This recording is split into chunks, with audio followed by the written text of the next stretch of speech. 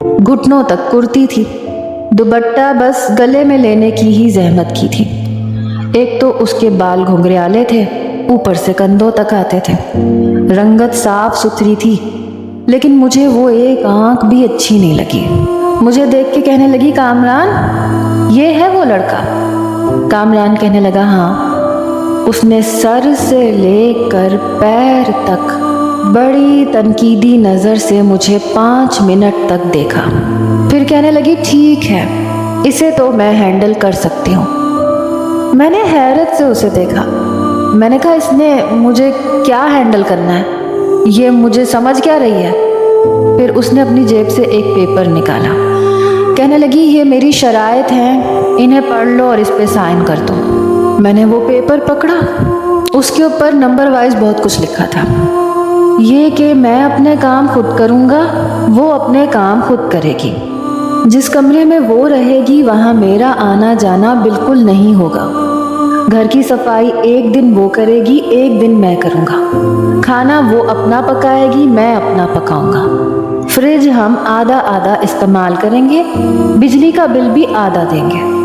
बाकी मालिक मकान के सामने वो मेरी बीवी की एक्टिंग करने के लिए तैयार थी, लेकिन इसके अलावा मैं पूरे 10 फुट का फासला रखकर उससे बात करूँगा। कभी भी तन्हाई का मौका उठाकर उसके करीब आने की कोशिश नहीं करूँगा। और ऐसा मेरा कोई इरादा भी नहीं था। इतनी भी कोई वो हूर परी नहीं थी। मैंने उसका स्टैम्प पेपर पढ़ के उस पर साइन कर दिया। फिर वो उठकर मेरे साथ जाने के लिए तैयार थी।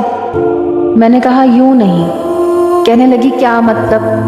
मैंने कहा, कोई चादर वगैरह पहनो, वो खातून काफ़ी दकियानूसी किस्म की है। कहने लगी, मेरे पास तो कोई चादर नहीं। कामरान कहने लगा, मेरी अम्मी के पास है, मैं देता हूँ। वो जल्दी से कमरे में गया और जाके अपनी माँ की बड़ी सी चादर उसको ला कर दी। उसने एक नज़र इतनी बड़ी चादर को देखा और बड़ी मुश्किल से खुद पर ओढ़ी और मेरे साथ बाइक पर बैठ गई। जब मैं उसे घर लेकर आया तो मैंने कहा, देखो, मैं उस खातून से ये कह के आया हूँ कि तुम गांव से आई हो, इसलिए बेहतर है कि कल से अपना हुलिया थोड़ा दुरुस्त करो। कहने लगी, देखो, मैं तुम्हारे कहने पे नहीं चल सकती।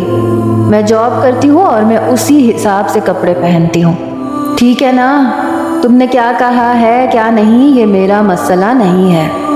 मैंने दरवाजे पर दस्तक दी तो उस बड़ी बी ने दरवाज़ा खोला।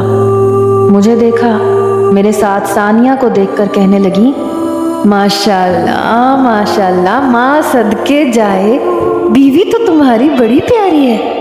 ये कहते ही उन्होंने सानिया को आगे बढ़ के गले लगाया, फिर उसका माथा चूमने लगी। सानिया उस वक्त बुखलाहट का शिकार ज़रूर हुई थी। बहरहाल कुछ देर मिलने मिलाने के बाद मैंने कहा कि हम बहुत दूर का सफ़र करके आए हैं, इसलिए हम कुछ देर आराम करना चाहते हैं। कहने लगी, हाँ, जाओ जाओ, आराम करो। कल सुबह का नाश्ता हमारी तरफ से, मैं तुम्हें नाश्ता दे के जाऊँगी। मैंने कहा, चलो शुक्र है, इस बहाने एक वक्त का नाश्ता तो मिलेगा। जैसे ही हम ऊपर आए, सानिया ने चादर उतार के एक तरफ रखी और पूरे घर का जायज़ा लेने लगी।